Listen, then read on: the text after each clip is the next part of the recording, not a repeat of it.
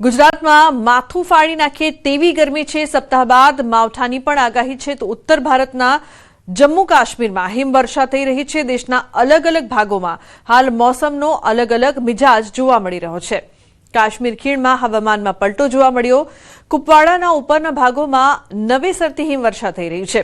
કાશ્મીર ખીણમાં હવામાન અચાનક પલટાઈ ગયું છે, જેના કારણે ઉત્તર કાશ્મીરના કુપવાડા જિલ્લાના સરહદી અને ઉપરના વિસ્તારોમાં નવેસરથી હિમવર્ષા થઈ છે। કરના, કેરન અને માછિલ વિસ્તારોમાં હિમવર્ષા બાદ ઠંડી વધુ તીવ્ર બની છે। વહીવટી તંત્રએ રસ્તાઓ ટ્રાફિક માટે ખુલ્લા રાખવા માટે બરફ દૂર કરવાના મશીનો સક્રિય કર્યા છે। સ્થાનિક લોકોને કોઈ અસુવિધા ન થાય તે માટે સંબંધિત વિભાગો રસ્તાઓ પરથી બરફ દૂર કરવામાં રોકાયેલા છે। मौसम ने फिर अपना मिजाज बदल दिया और शुमाली कश्मीर में आज बारिशों का सिलसिला जारी है। वहीं शुमाली कश्मीर के सरहदी इलाके करना, केरन और मच्छल के ऊपरी पहाड़ियों पर आज एक बार फिर हल्के फुल्की बर्फबारी हुई, लेकिन आज खुशाइंद और राहत की बात यह है कि तीनों सड़क राब्ते आमद रफ्त के लिए बहाल हैं और सड़कों पर ट्रैफिक रवा टवा है।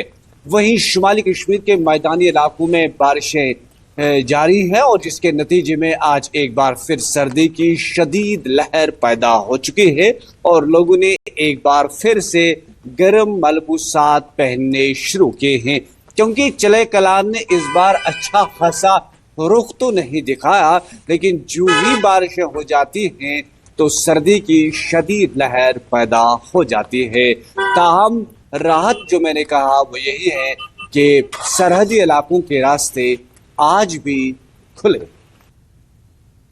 तो राज्यમાં ગરમીના પ્રમાણમાં સતત વધારો જોવા મળી રહ્યો છે। રાજકોટમાં સૌથી વધુ 41.9 ડિગ્રી તાપમાન, વડોદરામાં 41.6, અમદાવાદમાં 41.4 ડિગ્રી તાપમાન નોંધાયું છે। તો સુરતમાં 41, અમરેલીમાં 40.9 ડિગ્રી તાપમાન નોંધાયું છે।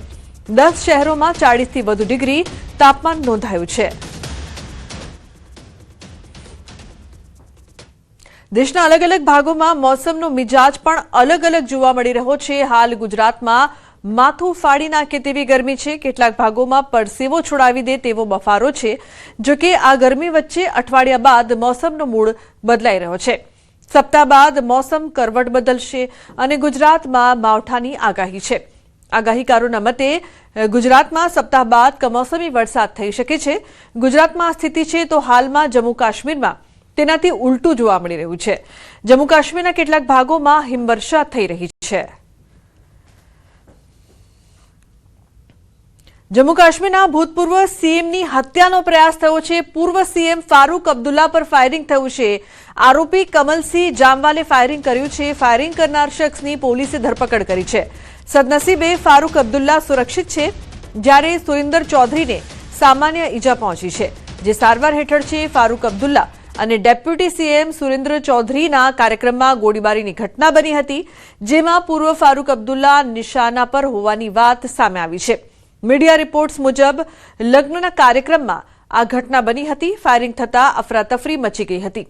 હુમલો કરનાર કમલસિંહ જામવાલ જમ્મુનો રહેવાસી છે અને જૂના શહેરના વિસ્તારમાં ઘણી દુકાનો પણ ધરાવે છે અને તેમાંથી ભાડાની આવક મેળવે છે। તે તેના પિતરાઈ ભાઈના પુત્રના લગ્નમાં હાજરી આપવા માટે હોટલ પહોંચ્યા હોવાની ચર્ચા। પોલીસ પૂછપરછમાં આરોપી જણાવ્યું છે કે તે લગભગ 20 વર્ષથી ફારૂક અબ્દુલ્લાને નુકસાન પહોંચાડવા માંગતો હતો, જેથી તક મળતા લગ્ન સમારોહમાં ગોળીબાર કરી દીધો હતો।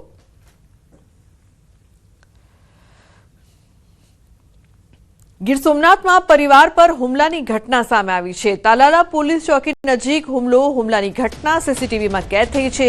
કારમાં આવેલા 7 લોકોએ ઘાતક હથિયારોથી હુમલો કર્યો છે। તો મધરાત્રે થયેલા જીવલેણ હુમલામાં કુલ 5 વ્યક્તિઓને ઈજા, લાકડાના ધોકાથી આરોપીઓએ આડેધડ પ્રહાર કર્યા। પારિવારિક વિવાદના કારણે મારપીટ થયાનું ખુલ્યું। પોલીસે ફરિયાદના આધારે 7 શખ્સો સામે ગુનો નોંધ્યો છે।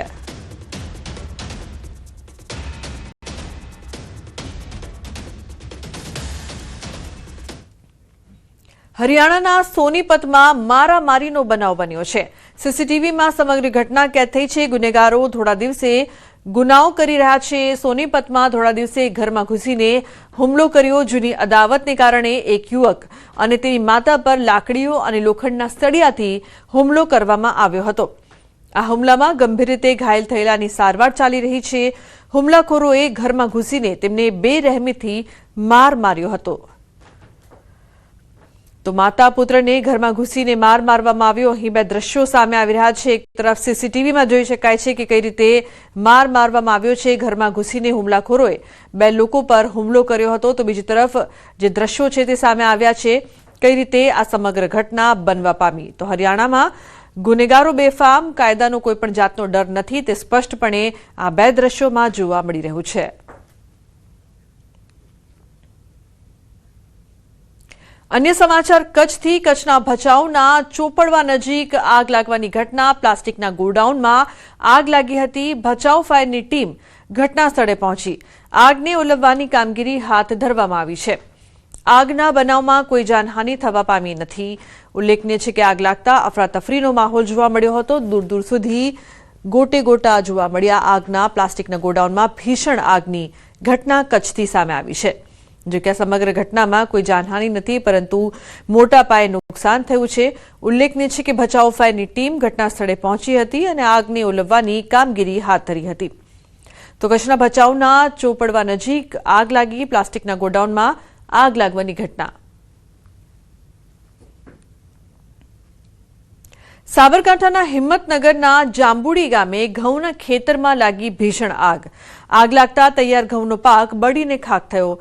ખેડૂતની મહેનત પર પાણી ફરી વળ્યું। હિંમતનગર ફાયર વિભાગે ઘટના સ્થળે પહોંચી આગ પર કાબુ મેળવ્યો છે, પરંતુ મોટા ભાગે ઘઉં ખાખ થયા છે। વીજ તારના તણખલાથી આગ લાગ્યાનો સ્થાનિકોનો આક્ષેપ છે। જૂનાગઢમાં ખેતરમાં આગ લાગતા એકનું મોત નીપજ્યું છે। માંગરોળના ચાખવા ગામે ખેતરમાં ભીષણ આગ લાગી। બાઇક પર જઈ રહેલો વ્યક્તિ આગની ઝપેટમાં આવ્યો। ખેતરમાંથી ઘઉં ઉપાડી લીધા બાદ ચારો સળગાવતા આગ લાગી હતી। આગ વિકરાળ બનતા બે બાઇક સળગીને ખાખ થઈ। આગની ઘટનામાં એક વૃદ્ધનું દાઝી જતા મૃત્યુ થયું છે। ઇજાગ્રસ્તને સારવાર માટે માંગરોળ હોસ્પિટલમાં ખસેડાયા છે। સારવાર દરમિયાન મોત આગની જ્વાળા આજુબાજુના કેટલાક મકાનો સુધી પણ પહોંચી। સ્થાનિક લોકો દ્વારા આગ બુઝાવવાના પ્રયાસો હાથ ધરાયા છે। આ ઘટના અંગે ફાયર વિભાગ અને પોલીસને જાણ કરવામાં આવી। ફાયર વિભાગે પાણીનો મારો ચલાવી આગ પર કાબુ મેળવ્યો।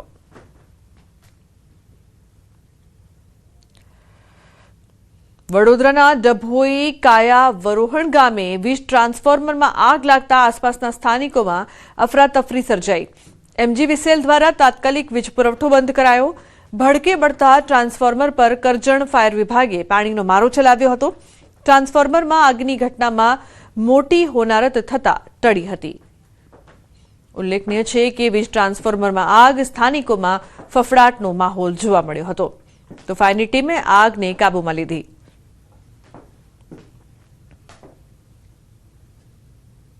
સમાચારમાં આગળ વાત કરીશું મહાયુદ્ધની મહા અસર।